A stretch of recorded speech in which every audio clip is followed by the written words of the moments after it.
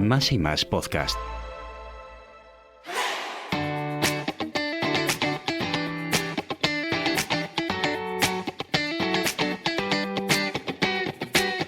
Este episodio es posible gracias a Fundación Colacao.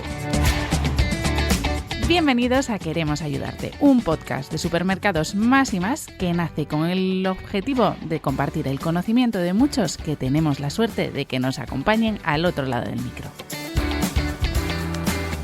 Bienvenidos a un nuevo episodio de Queremos Ayudarte, un podcast de supermercados Más y Más que nace con el objetivo de aprender de aquellos que más saben de diferentes ámbitos de nuestra vida para mejorar nuestra salud mental, física, y para ello es importante tener conocimientos, en este caso de un tema, por desgracia, bastante en auge como es el acoso escolar o el más denominado bullying. Para ello contamos con la visita de Zara Suárez. Zara es maestra en educación infantil, doctora en educación y psicología por la Universidad de Oviedo, con una tesis doctoral en la que habla sobre el acoso en la educación primaria. Lo primero, muchísimas gracias, Zara, por acompañarnos y por tu tiempo. Muchas gracias, Carmen, por invitarme a este podcast. Hablaremos sobre acoso escolar y sobre cuestiones que espero que os ayuden a entender el fenómeno y poder trabajar sobre ello entre todos. Y como bien decías, para comprender hay que ir a las bases, porque a pesar de que oímos hablar de acoso o de bullying a diario, vamos a empezar, como decíamos, por esos pilares fundamentales que es comprender qué es el acoso escolar. Cuéntanos profundidad. El acoso escolar puede definirse como una situación en la que uno o varios agresores ejercen violencia continuada e intencionada sobre una víctima que está en inferioridad con respecto a dichos agresores. ¿Qué es lo que vemos en esta definición? Pues que nos encontramos con 3 características indispensables para definir una situación como realmente acoso escolar. En primer momento, continuidad. Es una situación en la que se da a lo largo del tiempo, no es en un momento determinado, y dura más de 3 meses dicha situación. Intencionalidad, es decir, la víctima, el agresor ejerce intencionadamente esa violencia, ya sea de tipo verbal, física, poner motes, esconder las cosas, psicológica, hay muchísimas formas de violencia, aun sabiendo el daño que hace, le da igual y ejerce esa violencia. Y luego la víctima está en inferioridad. Está en inferioridad porque, según los agresores, esa víctima tiene una característica que ellos consideran que es que por ella están en inferioridad. Por ejemplo, llevar gafas. Por ejemplo, tener sobrepeso. Por ejemplo, tener menor edad. Hay un montón de factores que pueden ser considerados por los agresores como cuestiones que la víctima está en inferioridad. Y nos vamos a la intencionalidad, que es la importante realmente. Todas son importantes, pero la intencionalidad genera controversia. Porque hay gente que considera que el acoso escolar ya se da en educación infantil, ¿vale? Pero tenemos que ponernos a pensar. ¿En infantil existe realmente la intencionalidad? En educación infantil los niños ejercen violencia sobre otro, aun sabiendo las consecuencias que esa violencia tiene sobre el otro, aun sabiendo las consecuencias y aun así deciden seguir ejerciendo esa violencia. No. Y os voy a poner un ejemplo muy claro. Puede haber un niño que siempre pegue a los demás porque quiera pedir los juguetes. No tenga suficiente capacidad lingüística como para pedirlo de forma adecuada. Por favor, ¿me dejas el juguete? ¿Qué hace? Se frustra y te pega. Típico niño que pega en la guardería o en el cole en temprana edad. Digamos que ese niño no es un bulero, como se diga. No. Sino No. Lo que pasa es que ese niño no tiene suficiente capacidad lingüística y su forma de coger el juguete que tiene el otro niño es pegándole. ¿Quiere pegarle? Sí, porque quiere el juguete. ¿La intención es hacerle daño? No, la intención es coger el juguete. ¿Vale? Entonces son cosas que hay que tener claras. Tiene que haber una cierta capacidad moral, tiene que haber un cierto desarrollo moral del niño para que entienda las consecuencias reales de esa violencia. Y para ello tiene que haber una determinada edad. ¿Vale? Y nos encontramos con que hay una fundación, la Fundación ANAR, que trabaja en España. De hecho, bueno, si los oyentes quisieran buscar información, nada, teclean, buscan Fundación ANAR y ven un montón de teléfonos a los que pueden acudir para ayudar a cualquier niño que esté en riesgo social, ya sea por acoso escolar, por abuso sexual, o sea, abarca muchas cuestiones. Pues determina que el acoso escolar comienza a los 9,8 años. Es decir, en cuarto de educación primaria. ¿Esto significa que el acoso escolar no se da antes? No. Esto significa que es la edad en la que hay que empezar a fijar y focalizar la atención, porque es donde va a empezar a ir en auge esta situación.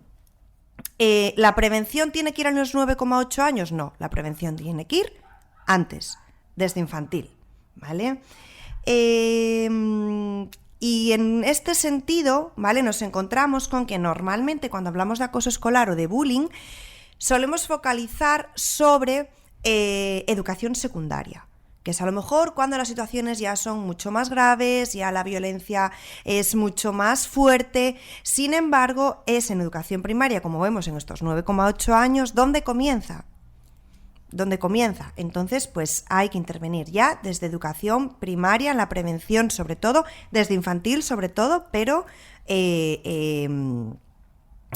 pues focalizar eso, en educación primaria, como estaba comentando. Y estamos hablando de prevención. ¿Cómo podemos prevenir en esa edad temprana? O sea, cuando aún no son conscientes de esa intencionalidad, pero lo van a poder llegar a ser. Entonces siempre entiendo que la prevención es mejor que la cura, ¿no? Efectivamente, prevenir siempre es lo mejor, pero para prevenir, primero tenemos que saber cómo actuamos o tenemos que saber qué rol ejercemos dentro de determinadas situaciones.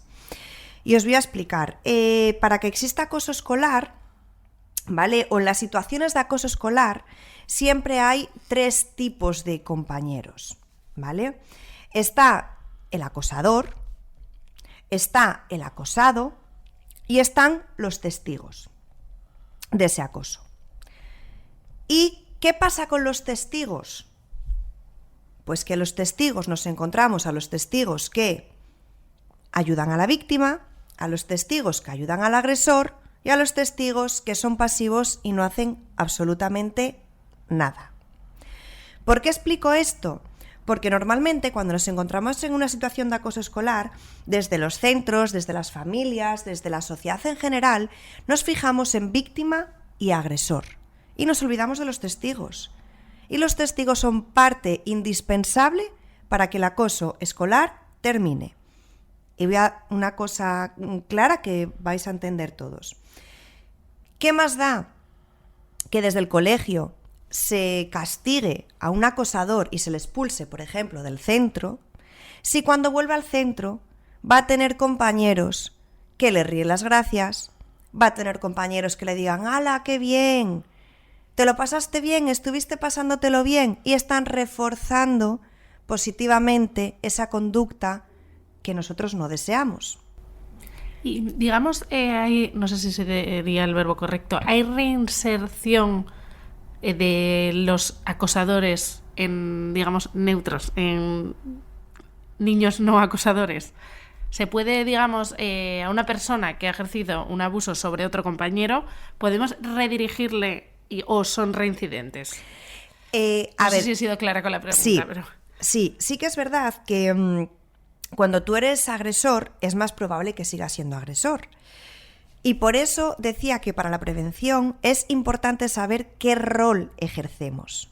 Si tú no sabes que estás teniendo conductas de agresión, difícilmente vas a poder evitarlas. Si tú no sabes que estás teniendo conductas en favor del agresor, quizás no seas agresor, pero quizás eres el que grabas, quizás seas el que ríe, quizás seas el que anima al agresor con una sonrisa cómplice. Si tú no sabes que estás teniendo ese tipo de conducta, ¿cómo vas a evitarla? Claro. Si tú no sabes cómo ayudar a la víctima, que serían los províctimas, ¿cómo vas a ayudar a la víctima? Y aquí puede haber mucha gente que piense, ¿cómo un niño se va a meter en una situación de acoso escolar? Se expone a que luego él sea víctima de acoso escolar. Pues desde los centros y desde la sociedad deberíamos de dar suficientes herramientas a los niños para que sepan cómo manejar dicha situación. Por ejemplo, si en los centros tenemos un buzón de sugerencias anónimo en la que cualquier niño puede informar sobre una situación anónimamente, sería perfecto. O un niño puede avisar a su familia, o un niño puede avisar a el profesor, o por ejemplo, directamente ir sobre la víctima y decir, ¿te encuentras bien? ¿Estás bien? Luego hay los más atrevidos, que a lo mejor cuestionan al agresor. ¿Por qué haces eso? No, esto no es tan usual, pero sí hay algunos niños que lo hacen. Si tú no sabes qué es lo que puedes hacer para ayudar a la víctima, difícilmente la vas a ayudar. Y si tú no sabes que estás ayudando al agresor con tus conductas, difícilmente vas a parar de hacerlo. También hay un problema que es el cómo distinguir, yo creo, por parte también del profesorado, que en ocasiones se encuentran con que no tienen las bases, pues, los fundamentos de psicología, o como por ejemplo es tu caso, que estás especializada en ambas ramas, ¿no? ¿Cómo pueden distinguir el típico son cosas de niños de el acoso escolar? Porque hay cosas que rozan el límite y que muchas veces no se encuentran los puntos de diferencia. A ver, para determinar si hay una situación de acoso escolar o no, es la consejería la que elabora pues un dictamen, por así decirlo, un informe, y se determina si efectivamente es una situación de acoso o no acoso. ¿Qué es lo que pasa con los centros? Pues que los centros son los que tienen que informar a la consejería para que se haga dicha evaluación. Una vez esa evaluación se hace, es la consejería la que determina si existe o no existe. En cualquier caso, nos encontramos en una situación de conflicto dentro del aula, independientemente de tenga continuidad o no tenga continuidad, que para que sea acoso escolar tiene que tener continuidad, hay que trabajar sobre ella. Porque a lo mejor no tiene continuidad hoy y hoy no es acoso escolar, pero a lo mejor mañana sí. Otra pregunta que surge ahora, el tema de las redes sociales. O todas redes sociales, o bueno, porque es lo que más utilizan estos niños. Que antes se veía, yo creo, el acoso escolar de una forma más tangencial, o sea, más tangible, porque o sucedía en la clase o sucedía en el recreo, pero ahora entiendo que parte del acoso sucede en casa. O sea, el niño está tranquilamente en casa, pero en el Instagram le están llamando, pues, granudo, gordito, X. ¿Cómo podemos actuar también sobre las temidas redes sociales de los más pequeños, que son en ocasiones un problema gordo? Efectivamente, el ciberbullying podríamos decir que es como una continuidad del bullying, ¿vale? Antes, cuando no había redes sociales, no teníamos internet, el niño acosado se iba a su casa, jugaba con sus amigos del barrio y no encontraba esa situación desagradable en la cual era acosado. ¿Ahora qué es lo que pasa? Ahora lo que pasa es que efectivamente esa situación continúa aunque el niño esté en casa, y sabemos que hoy en día todos o casi todos los niños tienen un teléfono móvil con acceso a internet de forma ilimitada. ¿Qué es lo que aquí animo? Prevención. ¿Cómo prevenimos? Control parental. Nosotros tenemos que pensar si muchas veces los adultos nos vemos envueltos en situaciones en las cuales nos están extorsionando, por ejemplo, con alguna imagen no adecuada, con un contenido no adecuado que hemos podido enviar. Un niño se expone a todo eso. Control parental y limitación de internet. No significa que el niño no tenga que tener acceso a internet. Puede tener acceso a internet, ¿vale? Estamos hablando de primaria, pero con un adulto al lado y que el adulto vea lo que está haciendo el niño.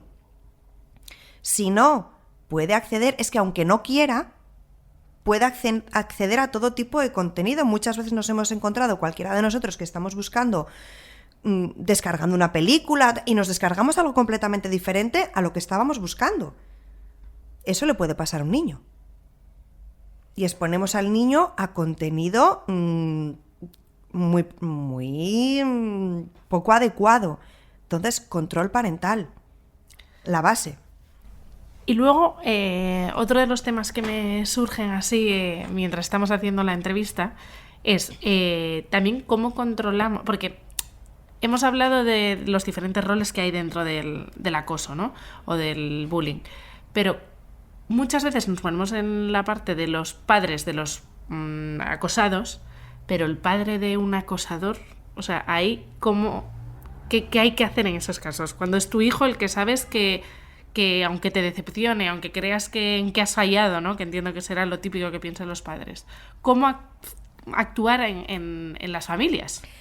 Muchas veces las familias, ¿vale?, no se pueden creer que sus hijos sean los que acosan, ¿vale? Y es una situación difícil de gestionar y de administrar, porque estás sabiendo que tu hijo es el que acosa. Pues brindarles también apoyo, trabajar en conjunto. Las situaciones de acoso hay que trabajar en conjunto, en sociedad. No podemos fijarnos en víctima, agresor, familias de víctima, familia de agresor. Hay que fijarnos en testigos, familia de testigos, fomentar la empatía en conjunto, en conjunto con todos. Y por supuesto brindar apoyo a esas familias que lo necesiten, ya sea porque su hijo es víctima o ya sea porque su hijo es agresor y para nada tenían constancia de que su hijo podía ejercer violencia sobre otros de forma intencionada. Entonces, empatía y apoyo. Cada vez vemos más personas o celebridades del mundo de la música o del cine. Digamos que cada vez se habla más. ¿Se están viendo resultados o aún no tenemos la capacidad de ver cómo ha evolucionado estos cambios, estos movimientos? Sí que efectivamente que diferentes fundaciones trabajan o ponen su esfuerzo en que se visibilice la situación diciéndole a los testigos que la denuncien, ¿vale? Es lo importante, que los testigos denuncien esa situación. El agresor no va a hacerlo. La víctima, por miedo, muchas veces no va a hacerlo. Es el testigo el que tiene que denunciar dicha situación. Y estas fundaciones o estas celebridades, esta gente, sí que trabajan en que se visibilice y entre todos poder evitarlo. Y esto responde, pues bueno, hace unos años ya en Finlandia con el método Kiva, pues es un método para trabajar situaciones de violencia escolar, en la que se dieron cuenta que trabajando sobre los testigos las situaciones mejoraban indudablemente. Y yo os planteo una cuestión, ¿vale? Y es que cuando yo os hablo en un entorno escolar, que hay pasivos, que hay alumnos pro víctimas, que hay alumnos pro agresores, si nos ponemos un poco a pensar y hacemos autocrítica, estamos hablando del reflejo de la sociedad. En la sociedad, cuando nos encontramos una situación en la que una persona, vamos a hablar de agresión, hay el que ayuda a la víctima, hay el que es el proagresor que alienta al agresor y están los pasivos, los que no hacen absolutamente nada. Y os voy a contar una anécdota que pasó aquí en Oviedo hace unos meses. Una amiga me llama y me dice: ay, Zara, ayer por la noche estaba a las 4 de la mañana con su marido y con sus 3 niños y una chica empezó a pedir auxilio en un edificio de 4 ascensores, o sea, muchos vecinos. Una chica empezó a pedir auxilio, yo me levanté, fui a ver qué pasaba y nada, era una chica que estaba en el rellano, así, no daba mucho a la cara, bueno, una chica que estaba en una situación cuanto menos incómoda. Intentó ayudarla, la chica no se dejó, parece que la situación se había calmado y al poco rato otra vez la chica volvió a pedir auxilio. Mi amiga llamó a la policía. Vino la policía, se llevaron al chico y así quedó la situación. Sus hijos se despertaron, ¿vale? Y al día siguiente por la mañana, cuando habló con los vecinos, el comentario de todos los vecinos era que qué había pasado y que quién era. Nadie había llamado a la policía. Y mi amiga dice: menos mal que llamé yo, pero es que si llego a ser yo, ¿quién llama? Igual que se despertaron sus hijos, se despertaron los hijos de otras familias. Y esos niños lo que vieron fue que en una situación en la que una persona está comprometida, nadie hizo nada. Pero luego pretendemos que los niños, cuando ven situaciones de acoso escolar, tengan las herramientas y actúen. Pero si desde la sociedad le estamos diciendo que sean pasivos, que no se metan, ¿qué es lo que hay que trabajar? La empatía. Eso iba a preguntarte, ¿cómo como padres se puede ayudar para generar esta empatía en los más pequeños y ayudar a generar una sociedad mejor? Pues, por ejemplo, si estamos en un supermercado, imaginaros, y vemos que una persona mayor no llega a la balda de arriba, ¿vale? Pues el papá que ayude a esa persona a la balda de arriba. Una cuestión tan simple como esa genera un aprendizaje en el niño de hay que ayudar al prójimo, ¿vale? Una situación en la que una persona se encuentre comprometida o en una situación difícil, ya que estamos hablando de violencia y agresión, yo no digo que haya que meterse dentro de un conflicto, pero se puede dar la vuelta a la esquina y llamar a la policía. El niño está aprendiendo que hay que hacer algo. ¿Qué es lo que pretendemos con esas actitudes empáticas sobre los otros? ¿Vale? Los niños se van absorbiendo todo ese tipo de cuestiones. En redes sociales, ¿cuántos experimentos vemos en redes sociales de gente actriz, y actores que simulan que están en una situación de peligro tiradas en la calle y nadie hace absolutamente nada? ¿Cuántas? Pero luego vemos que un niño, como recientemente hemos estado viendo, se tira por la ventana y nos echamos las manos a la cabeza porque es una situación de acoso escolar, pero de verdad, o sea, ¿cómo le vamos a pedir a los niños que actúen en favor de la víctima y que tengan conductas empáticas si la sociedad cada vez es más individualista y la sociedad no está teniendo ese tipo de conductas? Claro, es que claro. Es un poco hipócrita, ¿no? Es un poco hipócrita. Entonces, la empatía es algo que podemos fomentar todos, desde todos los contextos de la sociedad. Vemos una situación de acoso escolar y focalizamos sobre el centro, siempre. No, es que en este centro, es que lógicamente es donde se da la situación. Y lógicamente el centro tiene cierta parte de responsabilidad. Pero, ¿de verdad no la tenemos todos? Eso iba a preguntarte también, que cómo los centros pueden ayudar a evitar estas situaciones más allá de la empatía. ¿Cómo darte cuenta de ese niño que digamos que está un poco más expuesto? ¿Quién es el que tiene más facilidad de convertirse en la víctima, digamos? Hay varias formas. Una de ellas sería realizar un análisis sociométrico, que es determinar qué compañeros tienen más y menos amigos, por así decirlo. ¿Vale? ¿Qué haríamos? Pues le preguntamos a cada niño qué 3 compañeros, hay varias formas, esta sería una, qué 3 compañeros de clase son los que prefieren como amigos, qué 3 compañeros de clase son los que no les gustan tanto así como amigos, por así decir. Se hace un recuento y vemos cuántas nominaciones positivas tiene un niño, cuántas nominaciones negativas tiene. ¿Qué es lo que vemos? El alumno que tiene muchas nominaciones positivas, pocas negativas, es un alumno preferido. El alumno que tiene muchas nominaciones negativas y pocas positivas es rechazado. Pero es que ¿qué es peor que ser rechazado? Ignorado, que es aquel que ni positivas ni negativas. O sea, nadie te tiene en cuenta. Y esas situaciones ya se dan desde infantil, ¿vale? Entonces, estos niños, los que son rechazados e ignorados, son aquellos que son más susceptibles de convertirse en víctimas de acoso escolar. ¿Esto significa que un preferido no puede ser víctima de acoso escolar? No, puede serlo también, pero tiene menor probabilidad.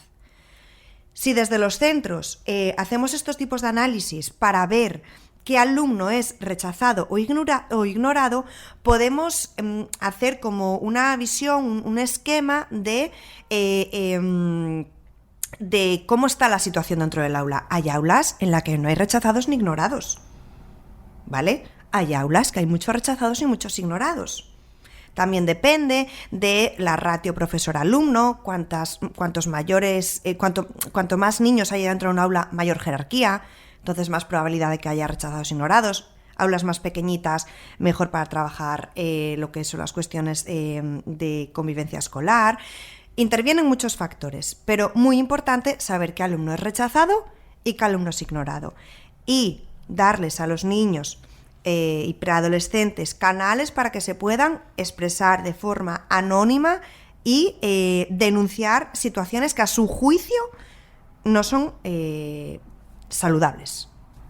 Digamos que como un resumen muy pequeñito de tu tesis, entiendo que uno de los puntos es ese, ¿no? El tener un punto de comunicación, ya no un adulto cómplice, porque en ocasiones eso también limita, sino un buzón, por ejemplo, de sugerencias donde los niños se puedan, y si ya es virtual, más fácil porque el anonimato es como ellos lo conciben de una forma más cercana, entiendo, ¿no? Más que resultados de la tesis, esto ya tipo, por ejemplo, actividades de buzón de sugerencias, o en infantil trabajar con el famoso botiquín de los sentimientos, que es que, por ejemplo, cuando vemos que un compañero está llorando, está triste, pues autónomamente los niños igual cogen una pegatina con un corazón, un tal, y se la ponen al otro diciéndole te ayudo, no te preocupes, estoy aquí contigo, y en el cual identificamos la emoción del otro y sabemos cómo actuar en consecuencia de esa emoción. Ya son cuestiones más que he aprendido, por así decirlo, como maestra, ¿vale? Lo que es la tesis... Lo que sí hemos constatado es que la empatía es un factor protector. También hemos constatado, tras realizar un programa basado en mindfulness, que el mindfulness mejora la convivencia escolar o interviene en variables que tienen que ver con acoso, como, un alumno que es agresivo, por ejemplo, tiene mayor probabilidad de ser víctima. Y os voy a explicar por qué. Diréis, bueno, y de ser agresor y de ser víctima. Os voy a decir por qué. Si tú eres agresivo, ¿vale? ¿Te querrán o no te querrán dentro del aula? No te quieren. ¿Quién te va a querer? Vas a ser rechazado. Y ser rechazado es predictor o aumenta la probabilidad de que te conviertas en víctima en futuras etapas. Entonces es como un pez que se muerde la cola. Si nosotros ayudamos a los niños, por ejemplo, el mindfulness, a autocontrolarse, a tener conciencia sobre sí mismo, todo eso va a mejorar. Con ello, ¿qué quiero decir? Que cualquier actividad que permita trabajar la inteligencia emocional, conocerte, conocer tus sentimientos, tus emociones, cómo gestionarlas, las tuyas, las del otro, empatía, todo eso va a estar directamente relacionado con situaciones o con prevención en acoso escolar. Es que además es un mundo, porque quizás es de las primeras generaciones, estas que nos preceden, las que empiezan a hablar de sentimientos desde muy pequeñitos. O sea, hablamos de niños con 3 años que hablan de tristeza, de cosas que nuestra generación, años 90-80, era inviable, y mucho menos mucho antes, ¿no? Entonces también creo que veremos resultados de esta generación que es más comunicativa a nivel de sentimientos. Es más comunicativa, pero a la vez también está más expuesta. ¿Y eso por qué? Internet, redes sociales. Claro. Internet, redes sociales. Está más expuesta. Nuestra generación no estábamos para nada expuestos a tanto contenido inadecuado. No, y cerrabas la puerta del cole y en tu casa ya estabas protegido. Ahora lo que decíamos antes, tenemos las redes sociales que continúan con ese acoso, efectivamente, ¿no? Un mal uso de redes sociales pues te expone a situaciones, ya no hablamos de ciberbullying, ya hablamos pues de sexting, grooming, o sea, de un montón de situaciones que se están dando y que se van a seguir dando. Entonces hace falta mucha formación, tanto para niños como para adultos. Esa era otra parte. El tema de los centros educativos, entiendo que es un reto enorme para el profesorado, ¿no? Efectivamente, es un reto enorme porque todo lo que tiene que ver con redes sociales y con nuevas formas de relacionarse con los otros va rapidísimo. Solo hace falta ver TikTok, que hoy es pues una de las grandes redes sociales. Hace 4 días era Musical.ly, que no lo conocía nadie. Y cómo ha ido cambiando. Y dentro de unos años, a lo mejor no es TikTok, a lo mejor es otra cosa. O en nuestra época, Fotolog, o el Messenger y el zumbido. Esto va cambiando continuamente. ¿Qué es lo que requiere? Formación continua. Formación continua. Antes mencionábamos el proyecto de la Fundación. Dan la posibilidad de participar tanto como padre como madre, como docente. Dentro del programa Somos Único. Y ahí hablamos de todo eso, porque estamos en un fenómeno que no se había dado anteriormente, que los niños saben más que los padres. O sea, los niños saben de herramientas digitales que muchos padres o docentes desconocen, como decías. Y voy a decir una cosa, y que muchas veces profesores. Claro. Sí.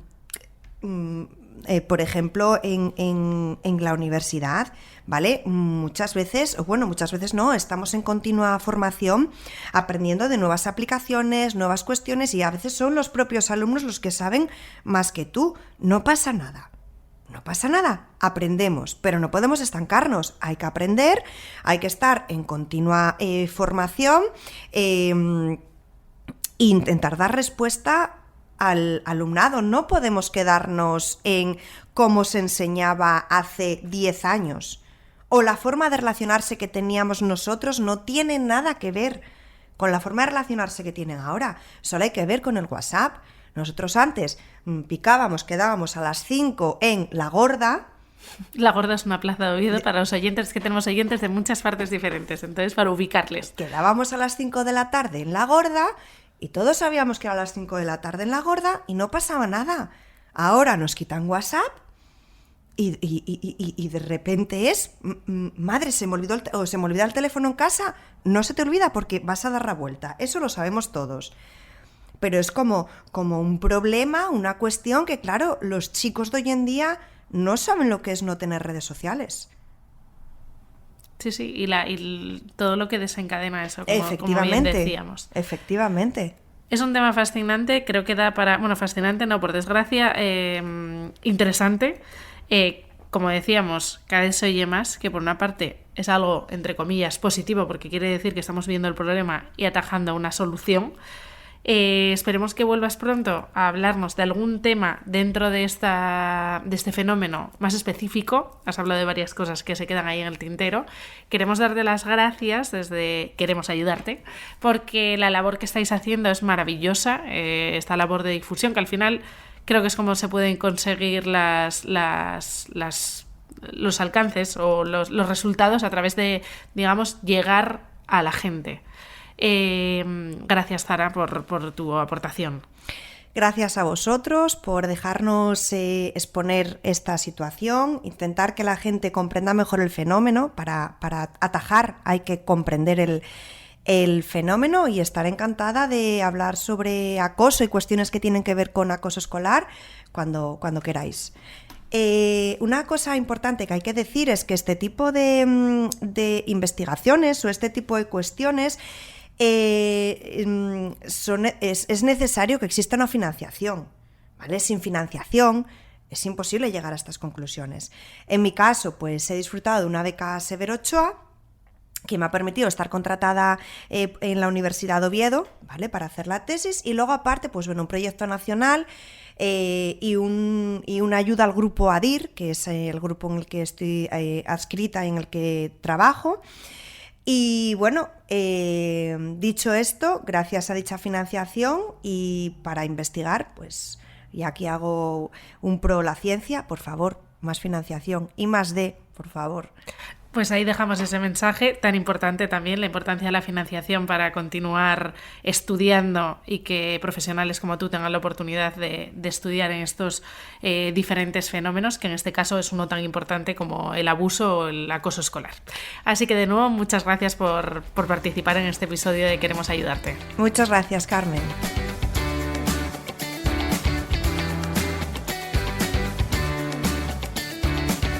Este episodio ha sido posible gracias a Fundación Colacao.